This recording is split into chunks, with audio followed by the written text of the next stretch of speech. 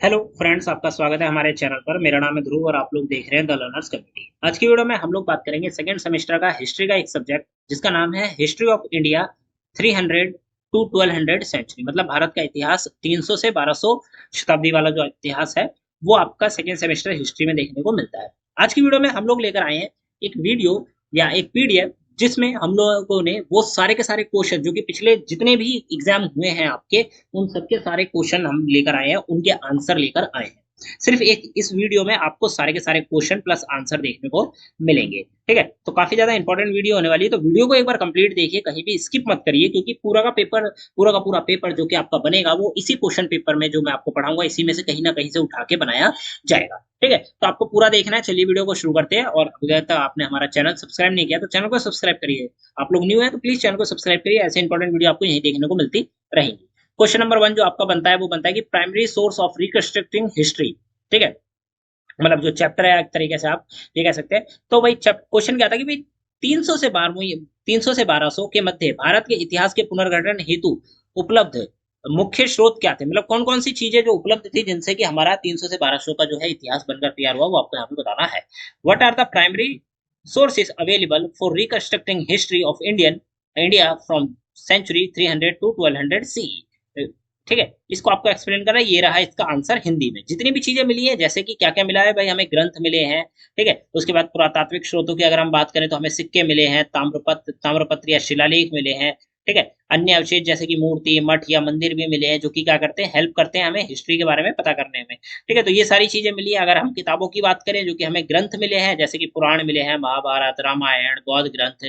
ठीक है, ये सारे ग्रंथ मिले हैं जो कि क्या करते हैं, हमारी हेल्प करते हैं हिस्ट्री को जानने में। ठीक है, तो इस तरीके से आपको जो है एक्सप्लेन करना है आंसर को। ये हमने थोड़े छोटे वर्जन में बताया, आपको कम से कम डिटेल वर्जन में इसको लिखना होगा। ठीक है, ये हो जाता है। ये आपके इंग्लिश मीडियम के स्टूडेंट्स के लिए यहाँ पे दिया गया है। अगला क्वेश्चन आपका आता है कि define the golden age and its relevance to the Gupta period. ठीक है, तो क्वेश्चन क्या है कि define the golden age and its relevance to the Gupta period. स्वर्ण युग शब्द को परिभाषित कीजिए, गुप्त काल में इसकी प्रासंगिकता को भी स्पष्ट कीजिए। ठीक है, तो स्वर्ण युग के बारे में बात करिए कि भाई जो गोल्डन पीरियड था उसके बारे में बात करिए। तो यहाँ पे थोड़ा सा है आंसर, फिर बाकी यहाँ पे आपका आंसर देखने को मिल जाता है।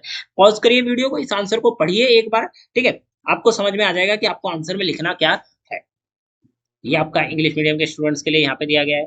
फिर क्वेश्चन नंबर 3 आता है आपका कि भाई evaluate the changes in field of society during the post period, discuss the impact of religious, social and cultural development on a caste system and a position of women and regional identities।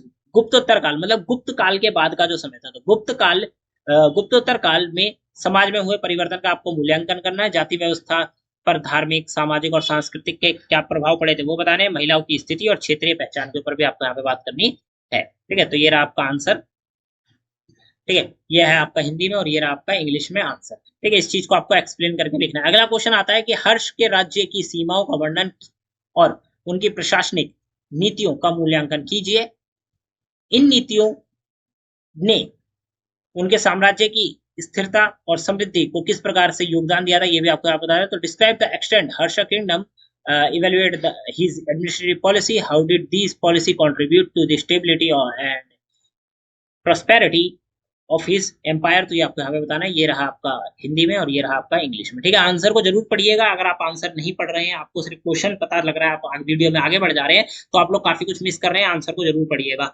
ठीक है, अगला question आता है आपका कि भाई त्रिपक्षीय संघर्ष में पाल प्रतिहार राष्ट्रकूटों की भूमिका का मूल्यांकन कीजिए। उनकी प्रतिद्वंद्विता ने उत्तर भारत की राजनीतिक, आर्थिक और सांस्कृतिक स्थिति को किस प्रकार से प्रभावित किया, आपको यहाँ बताना है। भाई त्रिपक्षीय संघर्ष था जो कि पाल के बीच में, प्रतिहार और राष्ट्रकूटों के बीच में था। ठीक है, तो इनकी क्या भूमिका है का मूल्यांकन करना है। और फिर प्रतिद्वंदता ने भाई उत्तर भारत के राजनीतिक, आर्थिक और सांस्कृतिक रूप से क्या चेंजेस लाए थे वो आपको याद बताना है। कि evaluate the role of Palas, Pratihara and Rashtrakutas in tripartite struggles. ठीक है, discuss how their rivalry influenced the political, economic and cultural scenarios in India। तो ये आपको यहाँ पे बताना है। ये रहा आपका हिंदी में आंसर और ये रहा आपका इंग्लिश में आंसर। अगला क्वेश्चन आता है अभी आपका कि भाई पाल वंश का संक्षिप्त विवरण दीजिए, इसकी ऐतिहासिक महत्ता को स्पष्ट कीजिए। दक्षिण भारत और वास्तुकला में इसके योगदान के ऊपर भी आपको चर्चा करेंगे। Provide a brief overview of Pala dynasty in historical significance and contribution to South Indian architecture, South Indian architecture में भाई उनका क्या रोल प्ले रहा है, तो वो रोल क्या रहा है तो वो भी आपको यहाँ पे बताना है। ठीक है, ये रहा आपका हिंदी में। ठीक है, और ये रहा आपका इंग्लिश में आंसर। ठीक है, तो आप इस आंसर को पढ़ के जाइए। क्वेश्चन नंबर आपका 7 बनता है कि भाई चोल राज्य, जो चोल राज्य था, की प्रकृति और उसके प्रशासनिक मूल्यांकन कीजिए। ठीक है, evaluate the nature of a Chola state and it's administration. ठीक है, तो ये रहा आपका आंसर हिंदी में। चोला, भाई यहाँ पे क्या पूछा गया क्वेश्चन में कि भाई चोला जो राज्य था उसकी प्रकृति और उसके प्रशासनिक व्यवस्था के बारे में आपको बताना है। प्रकृति के बारे में भाई वो किस प्रकार की व्यवस्था थी, वहां पे किस प्रकार का राज्य था, वो सारी चीजें। और प्रशासन में कि भाई जो एडमिनिस्ट्रेटिव सर्विस थी वो चलती कैसे थी, किस प्रकार से चलाई जाती थी, वो सारी चीजें आपको यहाँ पे बतानी है। तो ये हो जाता है। क्वेश्चन नंबर 8 आता है जो कि शॉर्ट नोट का क्वेश्चन था। ठीक है, सामंतवाद के बारे में, तो यहाँ पे सामंतवाद के बारे में बताया गया है। उसके बाद आपका चालुक्य के बारे में, तो यहाँ पे चालुक्य के बारे में हमने बता दिया। ठीक है, फिर वकाटक के बारे में पूछा गया तो वकाटक के बारे में बता दिया। और ठीक है, और राजपूतों की उत्पत्ति के बारे में पूछा गया था, तो ये हमने राजपूतों की उत्पत्ति के बारे में भी पॉइंट जो है हमने आपको यहाँ पे बताए हैं।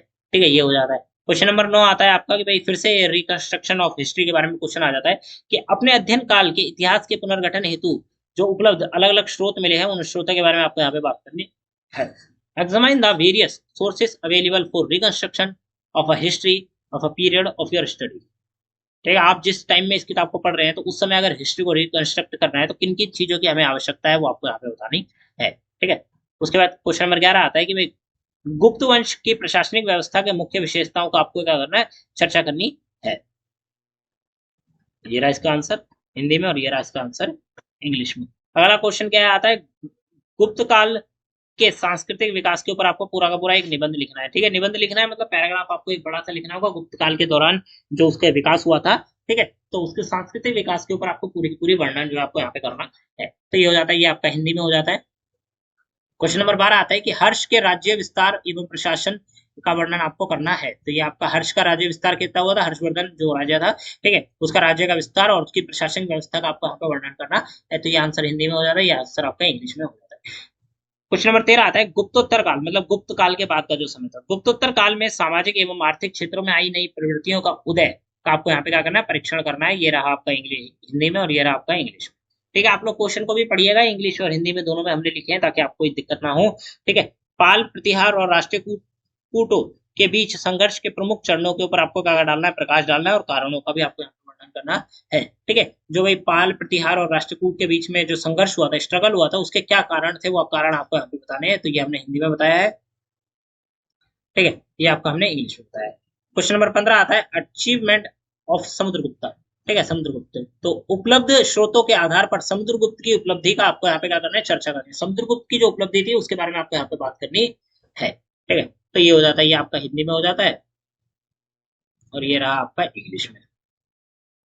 अगला क्वेश्चन आता है कि हर्षवर्धन की उपलब्धि की विवेचना आपको करनी है। Harshvardhan, discuss the achievement of Harshvardhan. ठीक है, हर्षवर्धन की उपलब्धि के बारे में हमने यहाँ पे हिंदी में बताया पॉइंट और ये आपका इंग्लिश में रहा।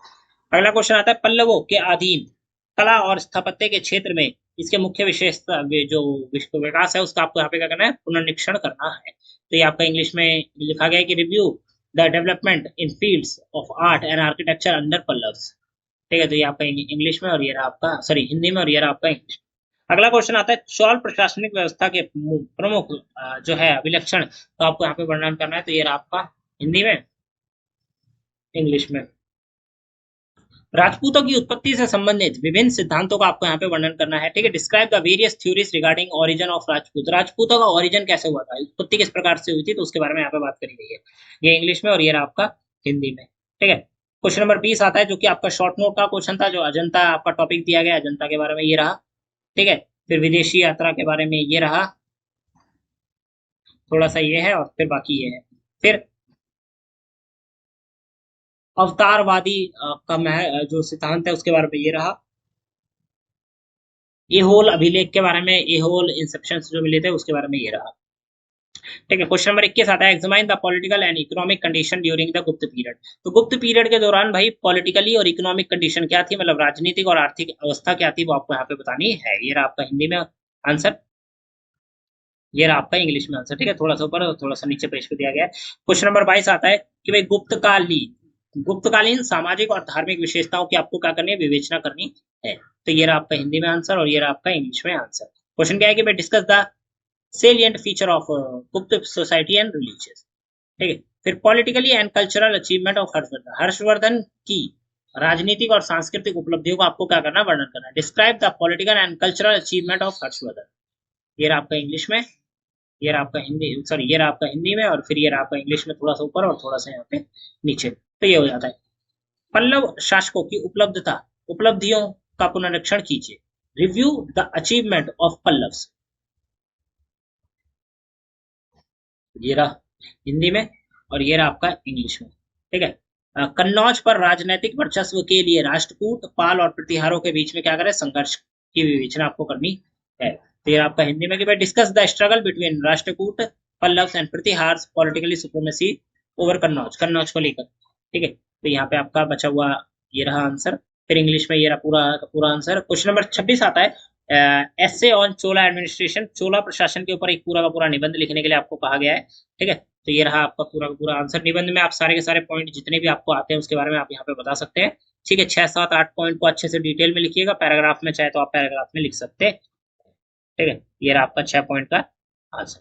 उसके बाद ये रहा आपका लास्ट क्वेश्चन जो आता है वो आता है शॉर्ट नोट का। अभिलेखीय साक्ष्य आपका पहला टॉपिक है, उसके बारे में अभिलेख साक्ष्य के बारे में बताया। फिर वैष्णव धर्म के बारे में हमने यहाँ पे बात करी है, पुराण के बारे में हमने यहाँ पे बात करी है, ठीक है। ये हो जाता है आपका पुराण वाला टॉपिक। और उसके बाद चालुक्य आपका अगला टॉपिक है, ठीक है। तो यहाँ पे आपके जितने भी क्वेश्चन थे, टोटल 26 क्वेश्चन थे, 26-27 क्वेश्चन, वो हमने आपको यहाँ पे बताया। सारे के सारे क्वेश्चन इंपॉर्टेंट है, आने के एग्जाम में 100% चांसेस है रिपीट हो सकता है, तो पढ़ के जरूर जाइएगा। डिस्क्रिप्शन बॉक्स में लिंक मिल जाएगी, आप लोग हमारे साथ कनेक्ट हो सकते हैं टेलीग्राम और इंस्टाग्राम पे, तो चाहिए हमारे साथ कनेक्ट होइए। कोई डाउट हो डायरेक्टली हमसे पूछिए, हम आपके सारे डाउट क्लियर करेंगे। और इस क्वेश्चन मतलब इस पीडीएफ में जितने भी क्वेश्चन है, जितने भी आंसर है, सारे के सारे एक बार पढ़कर रट कर चले जाइए। आप लोग आंसर को रट लीजिए पूरी तरीके से, ठीक है, ताकि आपको दिक्कत ना हो एग्जाम में, ठीक है। तो यहाँ पे वीडियो खत्म होती है, मिलते हैं अगली वीडियो में। Thanks for visiting on my channel.